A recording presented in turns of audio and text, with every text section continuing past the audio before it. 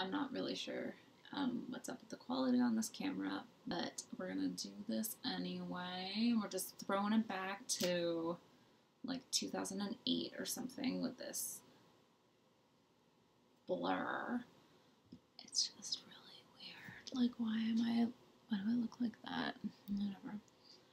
Anyway, I posted on Instagram asking if people wanted to see a what's in my bag, and some people did, and some people just didn't vote, and I don't really care, so I want to do it anyway. This is something I've been thinking about doing for a while because I like watching what's in my bags because I'm nosy. I like to snoop in people's bags, and I just got a new bag for Christmas, so it's the perfect time for me to show off my Christmas bag. So Dean got me this beautiful Atlas Supply Co. bag. It's like a tote. It's a three-way, so pardon my pajamas.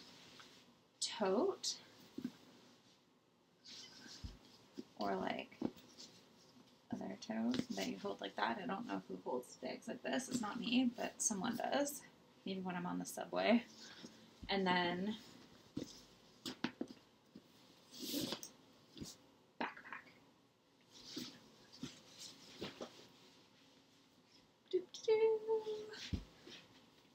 I love this bag. He did very well. I said specifically, I want this exact bag in this exact color, and he bought it for me, which is all you can really hope for in a husband. Yeah, it has like a nice little pocket here. It contains Kleenex, but usually I put gum or my cell phone. It's kind of awkward because I use it as a backpack most often, and if my cell phone's in it, I can't like reach into it to get my phone, and I'm not really a hands-off kind of person. I like to be able to text people or reply to texts. I'll just put that over there so it doesn't like flash and expose my secrets. In my bag, I usually keep another bag. This is a little tote bag that I got from my mom for Christmas with a little pin on it that says no time for anything. I like to just always have an extra bag in case I go shopping or something. I'm trying to live that less waste life. I'm pretty particular about how things are arranged in my bag, so I'm one of those people who like the big flat thing goes next to my bag, and then like they stack in orderly fashion, and I pull things out of my bag every day and put them back in the order that I want them. I'm doing this thing. Okay, how do I do this next? And usually my computer is in my bag, but I'm currently filming this on my computer, so it's not in my bag. But I do carry my computer quite frequently in my bag. I always have my Moleskine day planner. I like the weekly planner. So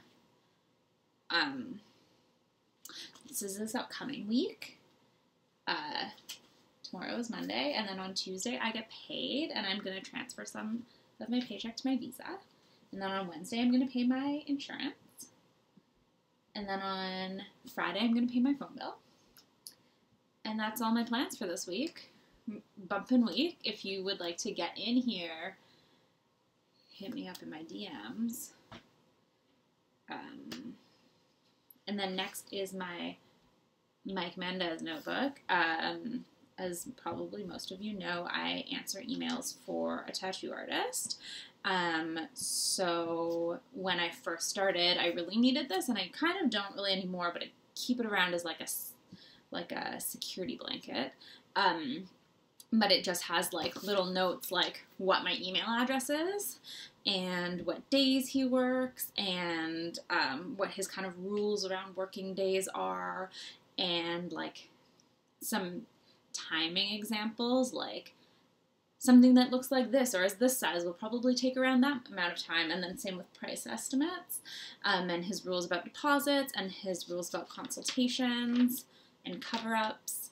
And then, like, in the olden days, when I was still getting the hang of things, I would, like, write his available appointments out, because I'm really a visual. I need to write things down to kind of get them. Google Calendar just doesn't cut it for me sometimes. And then I would write, like kind of, I guess more recently, I just write, like, questions that I have for him if I'm going through and I'm like, oh, I need to ask him about what this person's talking about, or, like, what he thinks about that person. I'll, like, write it down so that I have big lists so that I can just shoot him an email or a text about it all instead of sending him 20 texts, which I also sometimes do. Anyway, so that's how I do my job. And then I have another little brown one that has no label on it. That is my wedding planning notebook, because as probably you all also know, I am planning my wedding, which will be August 31st of this year. And it has literally nothing in it. I definitely have more notes about tattoos. It says some stuff about some invitation, like, deadlines that I need to hit with those that I haven't hit because I sent half my save the dates and then didn't send the other half, so I'm not doing great. It has some accommodation notes, some early guest list, no, like, very early, like, I think before we even got engaged, I was like, these people I would invite to my wedding if Dean ever asks me. And then, yeah, it's basically all blank. Very exciting. And then last but not least, I have this beautiful pink notebook that I made Dean buy me for Christmas. I swear he actually bought things that I didn't specifically ask for as well, but this I did ask for. I was actually in the shop with him when he bought it for me. It's hardcover, which I don't like, but it's pink, so I'll forgive it. Also, I'm so tactile in videos because I love ASMR so much, and in my poll, I was like, do you want me to film this or ASMR? And I don't think anyone voted. I think, like, 2 people voted for ASMR. And I'm shy about it. Like, I'm very vocal about my love for ASMR, and, like, probably if I'm at home and Dean's not around, I'm listening to ASMR. Sometimes, like, when Dean is around, I'm listening to ASMR. Sometimes I make him ASMR me, so he'll, like, I'll be like, I'm sleepy, will you whisper to me? And then he'll, like, play with my hair and be like, and whisper, because I'm that kind of princess. If I'm at work and I have my headphones in, I'm definitely listening to ASMR. Yeah, I just love it, but that's why I'm always, like, to things, because I like how sounds sound. Anyway, this notebook is something that I did last year as well, and I have been absolutely shit at this year, but I want to write every day, just like little bits and pieces, and then one Polaroid picture a week. So I have these 2 Polaroids here. That is me and Dean on New Year's Eve. Well, after midnight, so New Year's Day. This is me and my best friend Emily on New Year's Day. And we all hung out at my mom's house, as well as my mom and Emily's man friend Paul. And then the one since then, so I'm doing them every weekend. So I said Saturday, but it hasn't been Saturdays, and I haven't actually taken one this weekend, and it's like 9:24 p.m. on Sunday, so who knows? And I'm home alone, so who knows? But then this one is little Deanie on our bed, which is the exact view that you see behind me. And then I'm just like, I'm gonna, like, stick them in and, like, write my little rights. I used to write artistically, and also academically, and I do think that I'm a good writer, but I don't write good anymore, which is sad. I I don't have the depression. I do, but like my depression is a different form than the depression that like motivated me to write. And this is my little handy dandy guy that I got last year for Christmas, I think, from Emily. Next up in my bag is I really like the color pink. A very misknown fact about me. Everybody thinks my favorite color is black because, except for the fact that I'm wearing no black. Well, my shorts are black, but whatever. I always wear black and everyone thinks black is my favorite color, but it's actually pink. So Dean got me this cute little coffee cup, which I didn't ask for, though I did see, and I was like, that's cute! And then he bought it for me. And it's pretty good, except that it has, like, this lid, so you can't, like, it's not a travel mug. Like, you can't travel with it. You kind of just gotta drink it when you get it. It also, I live in Canada, and it's cold out, so it's pretty cold to hold it because it's metal. But it does keep things pretty warm. Not as warm as it would if it closed. But it's better than a paper cup. And I also have more travel mugs. This is just my cutest one, so I want to use it more. And then next, I always have snacks because I'm a snacker. So the cashew Larabars, really good. It has just 3 ingredients, which are cashews, dates, and apples. I kind of get an itchy mouth when I eat Larabars, and I can't figure out what I'm allergic to, so I just keep eating them. But one day I'll get an allergy test, and hopefully it doesn't get anaphylactic before then. Next is my wallet that Dean also bought me. He doesn't just, like, I just happen to really like the things he buys me, so anyway, I'm spoiled is basically what's up. Gifts is my love language. Which actually means that I really like it when he, like buys me dinner or, like, snacks or something. But for some reason, I'm just completely spoiled. So it's Matt and Nat, which is vegan, which is lovely. Has a little change pouch. I found a toonie in here, so I'm going to put my toonie in my change pouch. If you're not from where I'm from, this is a toonie. It's $2.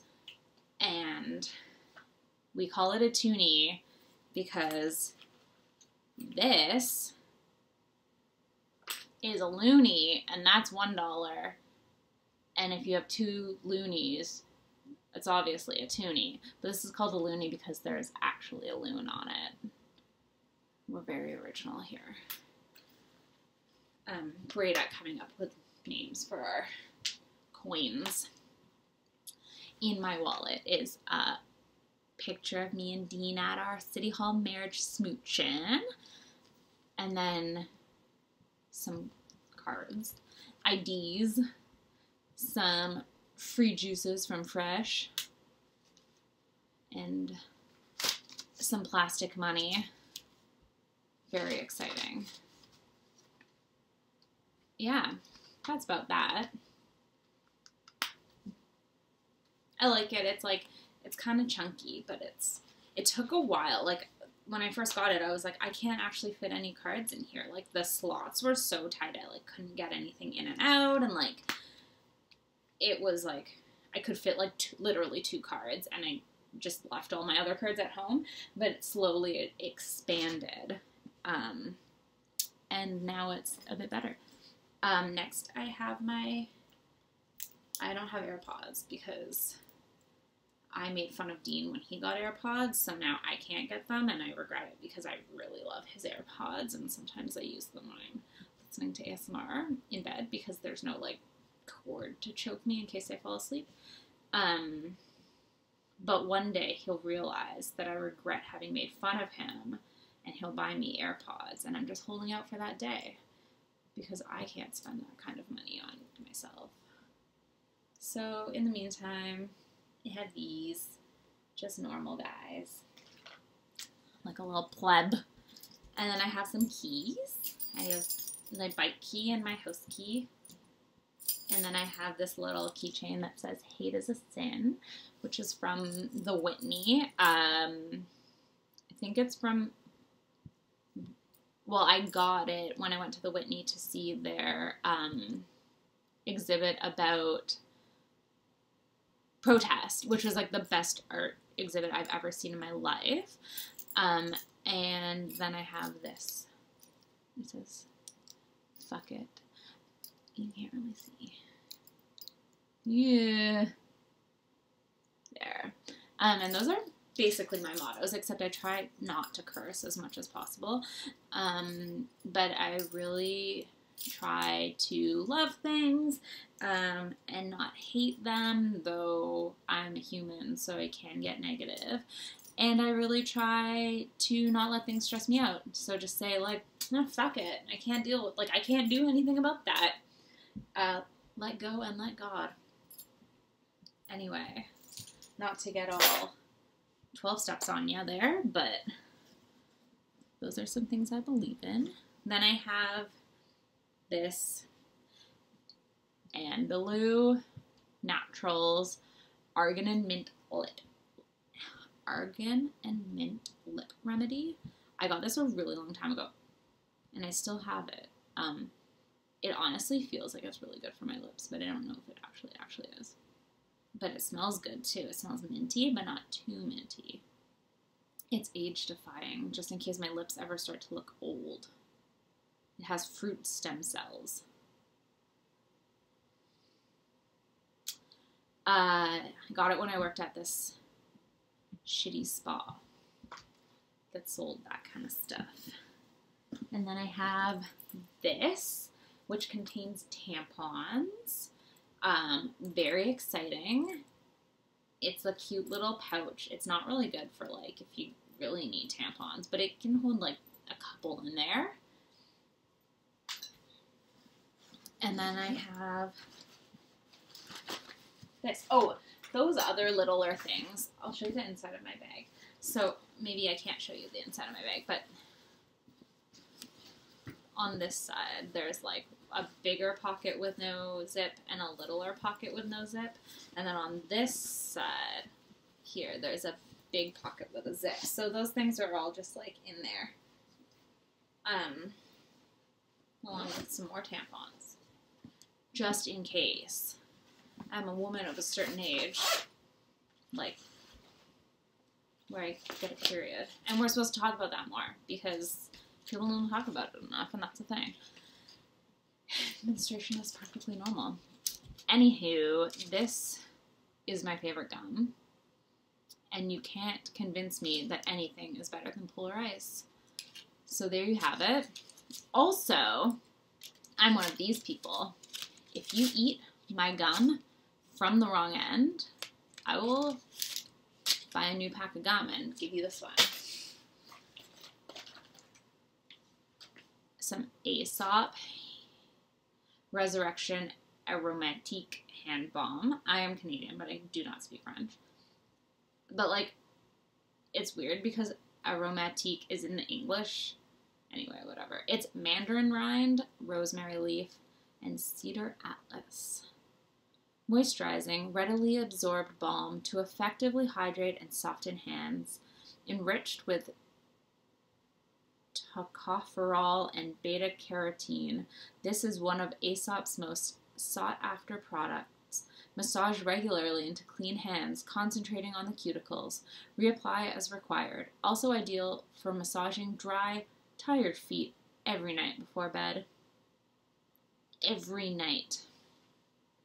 I don't actually massage my feet with this, but I guess I could.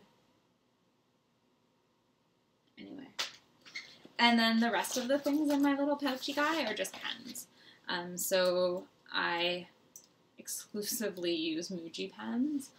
As you can see, I really like pens. I color code my day planner. So, like, red is bills to pay or money going out.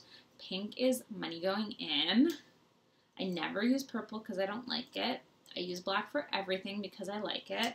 And then blue is for just, like, other things. And then the thick black is not for my day planner. And then I have a Catbird pen because we got our wedding bands from Catbird. And they gave me a pen, and now I keep it in my pencil case.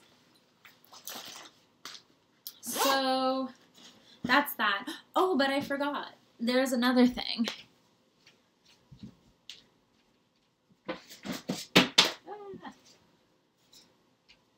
I usually keep a book. Oh, this isn't even the book I'm reading. I went all the way there. It's actually right in front of me. I think, yeah. I haven't actually started this book yet, but I'm about to tonight, if I don't fall asleep first. And it's called The Belly of Paris. I'll read you the back. It's by Emile Zola.